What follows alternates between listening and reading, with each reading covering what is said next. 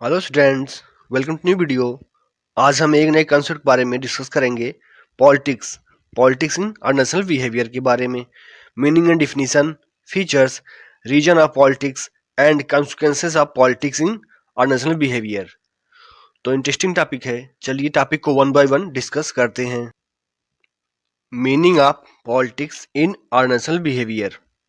In our national behavior, politics refers to the use of power, influence, and networking to achieve goals, often involving negotiation, coalition building, and strategic decision making to advance interests or agendas within an nation, shaping outcomes and driving success. तो meaning देखेंगे politics की और national behaviour में। ये जो leader करते हैं वो वाला पॉलिटिक्स, वो वाला राजनीति नहीं है। ये जो नेशनल बिहेवियर में जो एम्प्लॉय अपने पावर का यूज करते हैं वो वाला पॉलिटिक्स के बारे में डिस्कस करते हैं। तो नेशनल बिहेवियर में बात करते हैं कि पॉलिटिक्स क्या होती है। नेशनल बिहेवियर में जो नेशन में पॉलिटिक्स होती है, किसी भी एम्प्लॉय जो इसके पास पावर रहेगा, जिसके पास पावर रहता है वही जाके इन्फ्लुएंस करता है, नेटवर्किंग को यूज कर कर गोल्स को अचीव करता है, नेगोशिएशन के जरिए, कोलिशन बिल्डिंग के जरिए और स्ट्रेटेजिक डिसीजन मेकिंग के जरिए। इसमें क्या होता है, जो अपने हितों को ध्यान में रखते हुए करता है, वो आप निगेटिव कर सकते हैं एजेंडा। जो अपने हितों को ध्यान में रखता है तो कर सकते हैं नेशन में। इससे क्या करता है, जो अपने हितों को ध्यान में रख करता है, इसी को पॉलिटिक्स कहते हैं। वो एम्प्लॉय अपने पावर का यूज करता है। ये हो गया मीनिंग ऑफ पॉलिटिक्स।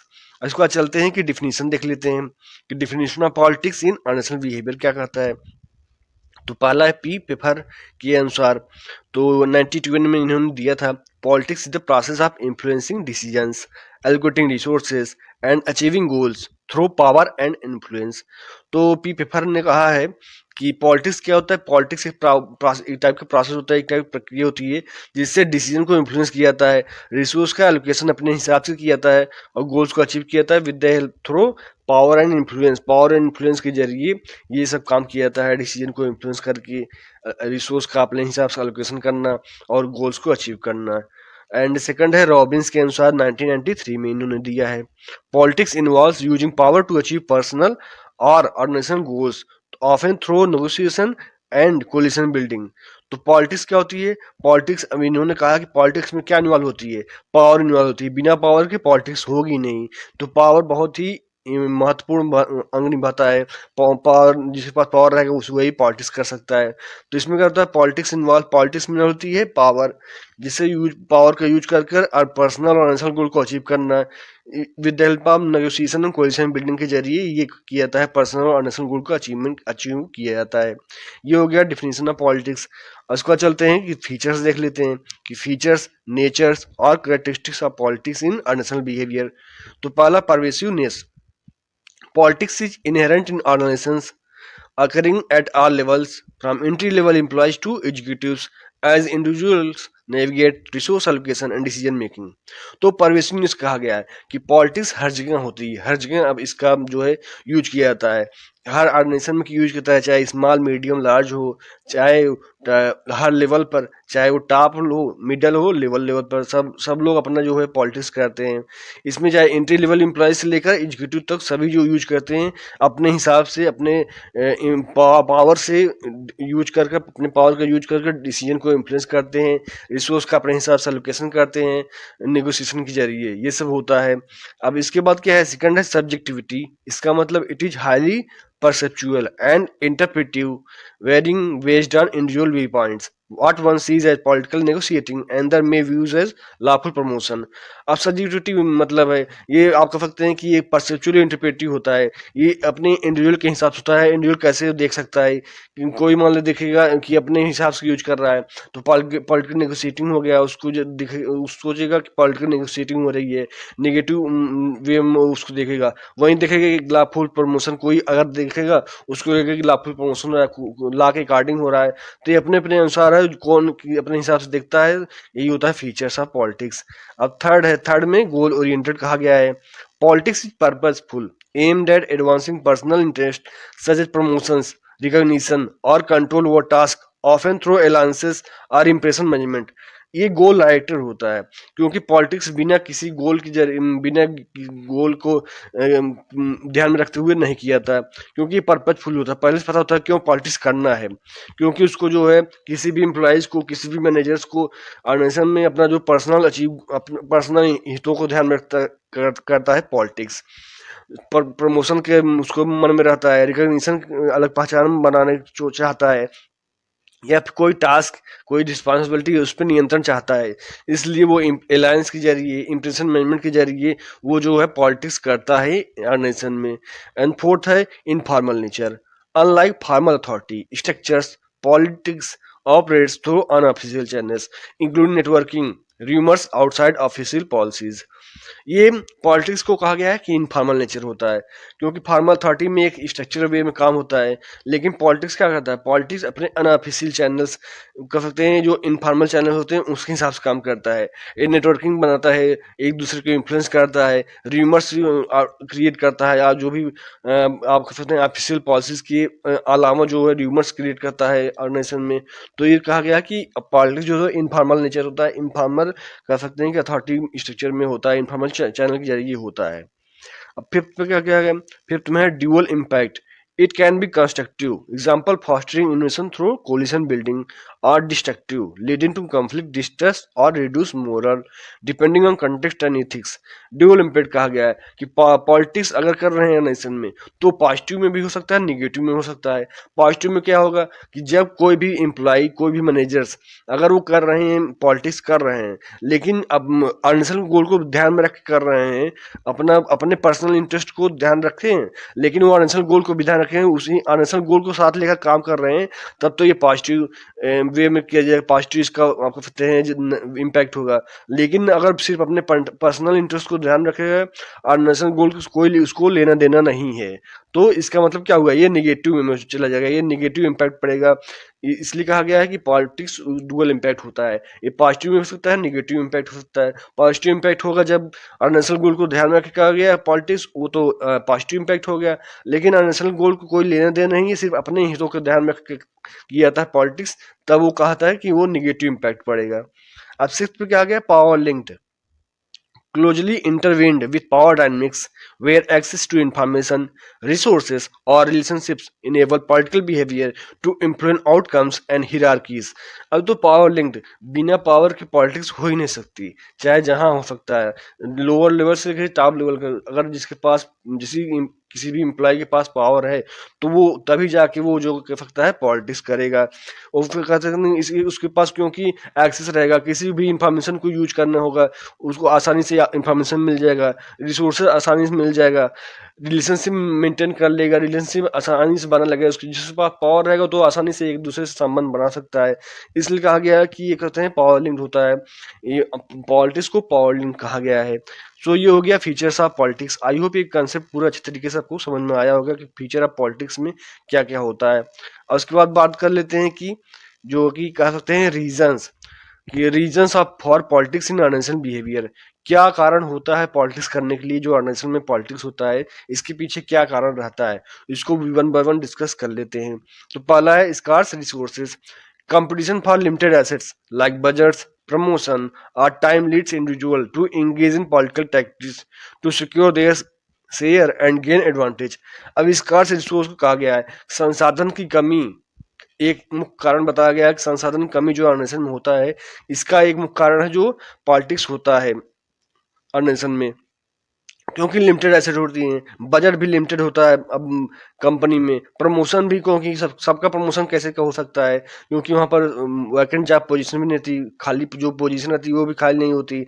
और टाइम के हिसाब से, क्योंकि हर इंडिविजुअल चाहता है आजकल जो इस कंपटीशन के दौर में सब चाहते हैं कि हम कैसे आगे बढ़ें, कैसे हम जो है हम अपने टॉप पोजीशन पहुँच जाए। तो इसके लिए कहा गया है कि जो है रिसोर्सेज की संसाधन की कमी होने की वजह से ये भी एक फैक्टर होता है, जिससे जो है कि एक एम्प्लॉय चाहता है कि हम कैसे अपना जो है सिक्योर करें, अपना जो शेयर है कंपनी में, शेयर हिसाब से हमारी भागीदारी ज़्यादा बढ़े, हम गेन एडवांटेज करें। तो इस वजह से भी कहा गया कि ये रीजन हो सकता है पॉलिटिक्स करने का। सेकंड है role ambiguity, unclear job responsibilities, overlapping authorities, or unclear performance criteria create opportunity for strategizing to define role or shift blame।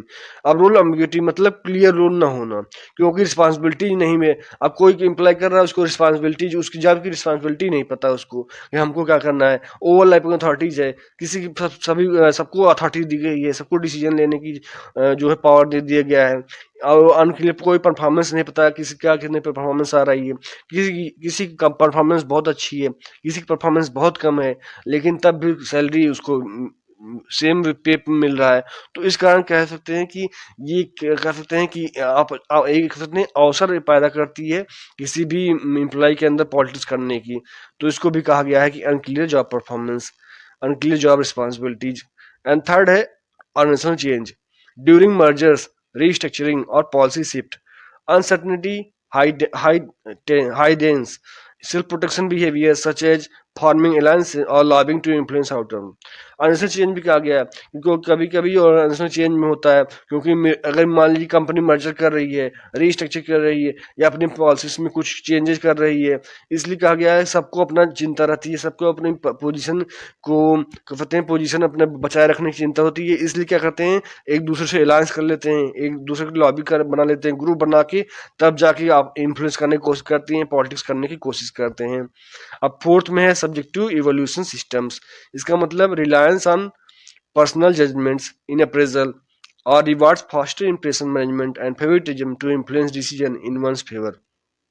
अब ये भी कहा गया है सब्जेक्टिव इवोल्यूशन सिस्टम, क्योंकि जब तक objective evolution system personal judgements in reprisal, इसमें कहा गया है कि कभी कभी क्या रहता है कि किसी की फेवर में कंपनी जो है आपको पता है कि इवोल्यूशन सिस्टम कर देती है, क्योंकि सब्जेक्टिव करती है, किसी को कोई पता ही नहीं है। क्योंकि अगर जब तक क्वांटिटेटिव टर्म्स में नहीं होगा, किसी भी एम्प्लॉय की परफॉर्मेंस जो भी इवोल्यूशन है वो उसका जो परफॉर्मेंस जांचा जाएगा, अगर ऑब्जेक्टिव में कह सकते हैं कि क्वांटिटेटिव टर्म्स में जांचा जाएगा तभी पता चलेगा। अब किसी को पता ही नहीं उसका परफॉर्मेंस क्या है, सबका स्ट्रक्चर जो है सेम, पे स्ट्रक्चर सबका बराबर है, इसलिए भी रीजन पड़ सकता है पॉलिटिक्स करने का। अब फिफ्थ में क्या है communication gaps, poor information flow और withholding of data allows individuals to control narratives, build coalition and are spread rumours to advance agendas.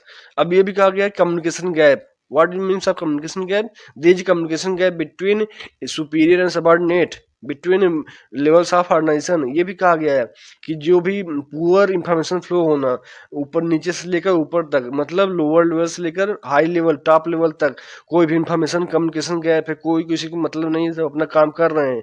इसलिए भी किसी भी इंडिविजुअल के अंदर क्रिएट करता है, एक नेरेटिव फैलाने का मन करता है कि भैया कोई कम्युनिकेशन गैप नहीं है, हमारा कोई सुनने वाला नहीं है, हमारी कोई, अगर हम कंपनी में आ रहे हैं हमारा कोई जॉब रोल रिस्पॉन्सिबिलिटीज नहीं है, हमारा कोई रिस्क हो रहा है तो कोई सुनने वाला नहीं है, कोई मशीनरी खराब हो रही है तो कोई सुन नहीं रहा है। तो इस कारण भी जो है रूमर्स क्रिएट होते होते जो है पॉलिटिक्स का इन्वायरमेंट बन जाता है। अब सिक्स में है self interest and ambition, personal goals for power, recognition or career progression motivate voluntary behaviors like networking over pure or national loyalty। अब सेल्फ इंटरेस्ट एम्बिशन, क्योंकि हर इंडिविजुअल आजकल जो है इस कंपटीशन दौर में हर कोई अच्छे से बढ़ना चाहता है, अपना जो है पैसा कमाना चाहता है, अपना जो है रिकॉग्निशन पहचान पाना चाहता है, जो है बड़े बड़े पोस्ट पे जाना चाहता है। इसलिए कहा गया कि पर्सनल गोल्स, पावर के लिए पर्सनल गोल्स को करना, रिकॉग्निशन के लिए या फिर अपने करियर के बारे में चिंता करना। इसलिए भी कहा जाता है कि ऑर्गेनाइजेशन लॉयल्टी को बिना कोई मतलब भी रखते, क्योंकि लॉयल्टी अब तो बची नहीं रहती, जब पॉलिटिक्स होने लगता है कोई लॉयल्टी कोई वफादारी रहती ही नहीं ऑर्गेनाइजेशन के प्रति। इसलिए कहा गया है कि सबको अपना जो है सेल्फ इंटरेस्ट रहता है, सबको अपना सेल्फ एम्बिशन को ध्यान रखते हुए पॉलिटिक्स, ये भी कारण रहता है जो कि पॉलिटिक्स होने लगता है नेशनल में। आई होप ये कंसेप्ट आपको अच्छे तरीके से समझ में आया होगा कि reason for politics in national behaviour. अब इसके बाद चलते हैं कि एक नए टॉपिक पर जो कि बात करेंगे कि consequences of politics in organisational behaviour, कि परिणाम क्या होता है। अब तो रीजन हो गया कि रीजन में क्या क्या कारण थे, अब इसके बाद consequences of politics in national behaviour कि क्या क्या कारण होते हैं, परिणाम क्या आता है जब पॉलिटिक्स हो जाता है, एम्प्लॉय जो भी एम्प्लॉय कर देता है पॉलिटिक्स नेशनल में, तो उसका मतलब परिणाम क्या आता है, पॉजिटिव में भी हो सकता है नेगेटिव में भी हो सकता है।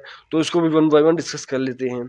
National politics yield functional outcomes like better conflict resolution, idea promotion, and fostering necessary influence for goals. Example में ethical persuasion, building coalition for change, अब इसको कहा गया है पार्टनरशिप पॉलिटिक्स, जो भी अगर मान लीजिए फंक्शनल आउटकम आता है, मतलब पॉजिटिव आउटकम काम पॉजिटिव रिजल्ट आ गया, जैसे मान लीजिए कोई कॉन्फ्लिक्ट हुआ, उसको जो है पॉलिटिक्स के जरिए अपने जो भी वाद विवाद था उसको सुलझा लिया, कोई आइडिया नया आ गया, या फिर कोई आप कह सकते हैं कि गोल्स के लिए कोई नेसेसरी जो है थिंग्स नेसेसरी जो है आपने ये इन्फ्लुएंस करने की कोशिश की, जिससे आप कह सकते हैं गोल्स को अचीव कर लिए।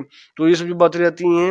अब जिसके बाद फंक्शनल मतलब जो निगेटिव रिजल्ट आ गया, मतलब while its dysfunctional outcomes create toxic environments, fostering mistrust, high stress, low productivity and high turnover through manipulation and self interest।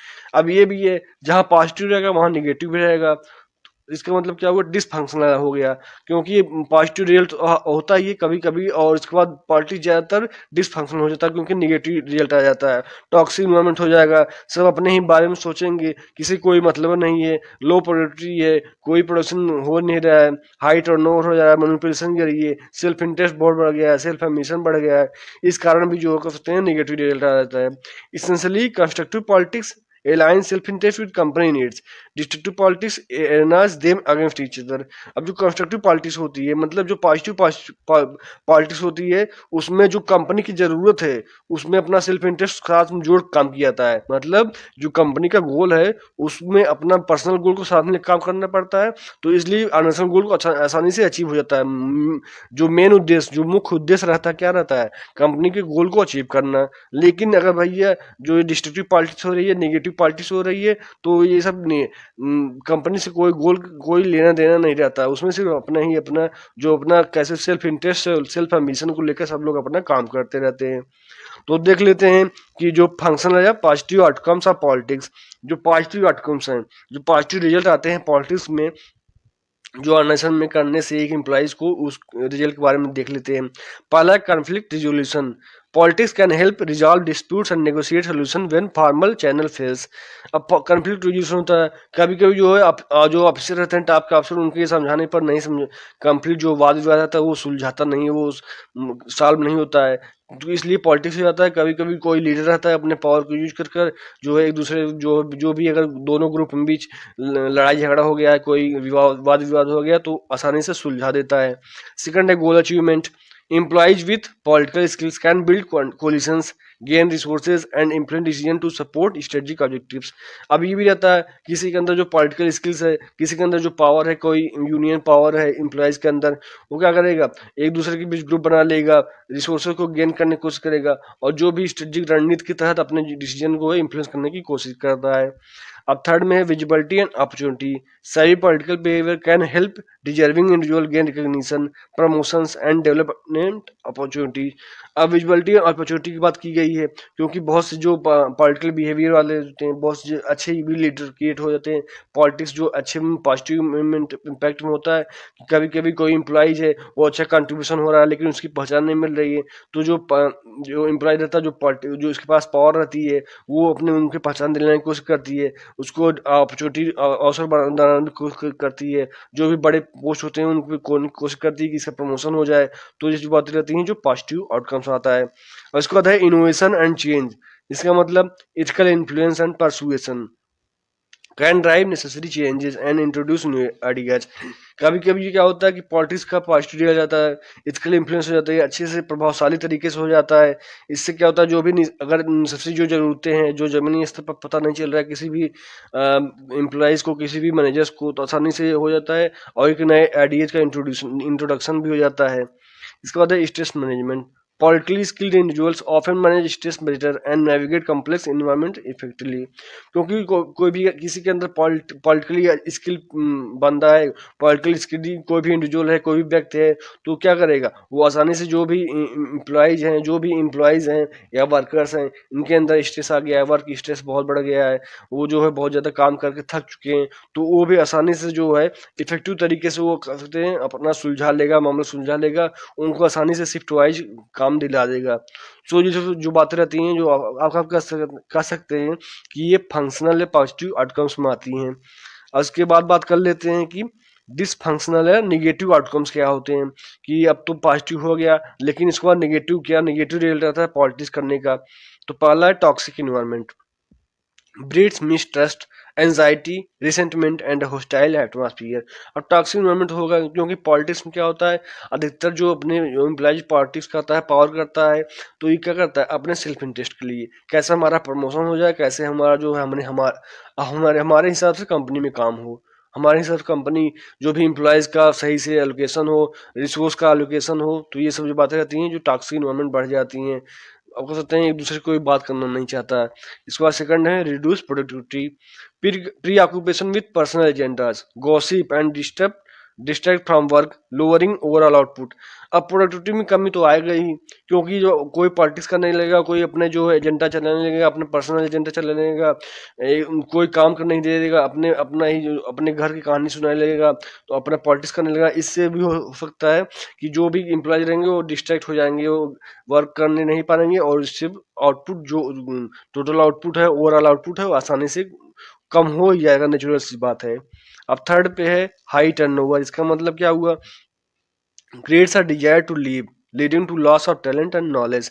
अब जो पॉलिटिक्स करने लगेगा, अगर कोई कंपनी में कुछ सुनने वाला नहीं है, तो जो सीधे साधे एम्प्लॉय हैं, जो अच्छे स्किल्ड एम्प्लॉयज हैं, वो क्या करेंगे, अब भैया यहाँ पॉलिटिक्स हो रही है, जो कोई है एम्प्लॉय अपना पॉलिटिक्स कर रहा है, वो अपना पर्सनल एजेंडा चला रहा है, वो कोई किसी को मतलब नहीं है, तो जो स्किल एम्प्लॉय हैं वो तो चाहेंगे कि हम तो कंपनी को शिफ्ट कर दें, हम दूसरी कंपनी में चले जाएंगे, वहाँ हमको पहचान मिलेगी, अच्छी सैलरी मिलेगी, अच्छी पोजीशन मिलेगा, तो हम यहाँ पर क्यों इस पॉलिटिक्स में पड़े रहेंगे। तो इससे भी होता है जो टैलेंट होता है, लॉस ऑफ टैलेंट हो जाता है, नॉलेज भी ट्रांसफर हो जाता है। इसके बाद है miscommunication, manipulation leads to edited information, keeping employees out of the loop. Miscommunication हो जाता है, नेचुरल सी बात है, पॉलिटिक्स होगा, जो अपना पर्सनल एजेंडा रहेगा, पर्सनल इन्फॉर्मेशन अपने जरिए जो भी इन्फॉर्मेशन रहेगा उसको ऊपर तक पहुंचाएगा। जो जमीनी स्तर पर जो एम्प्लॉयज काम कर रहे हैं, एम्प्लॉयज की क्वेरी है, एम्प्लॉयज की जो प्रॉब्लम्स है, उसको कोई सुनने ही नहीं देगा, जो अपना पर्सनल एजेंडा रहेगा वही चला के अपना जो है इन्फॉर्मेशन पहुंचा देगा। इसके बाद है इंटरपर्सनल कॉन्फ्लिक्ट। इसका मतलब हुआ कि ये escalates into hostile takeovers like disturb colleagues. अब इंटरपर्सनल कॉन्फ्लिक्ट होगा ही, क्योंकि जब अपना कोई पर्सनल एजेंडा चला रहा है, कोई एम्प्लॉयज का एक दूसरे का सुन नहीं रहे हैं, वो अपना पर्सनल अपने हिसाब से जो है रिसोर्स का एलोकेशन कर रहा है, अपने हिसाब से एम्प्लॉयज के बीच जो काम को डिवाइड कर रहा है, तो इस कॉन्फ्लिक्ट तो होना ही है एक दूसरे के बीच। ये हो गया निगेटिव आउटकम्स। अब इसके बाद क्या है कि politics is unavoidable, its impact depend on it's nature. Functional politics uses influence ethically for shared success, while dysfunctional politics uses manipulation and self-interest to harm others and creative and negative work culture। अब ये तो simple सी बात है, politics को आप avoid नहीं करते, politics हर जगह रहेगी। इस पे डिपेंड करता है नेचर पे उसकी क्या कैसा है।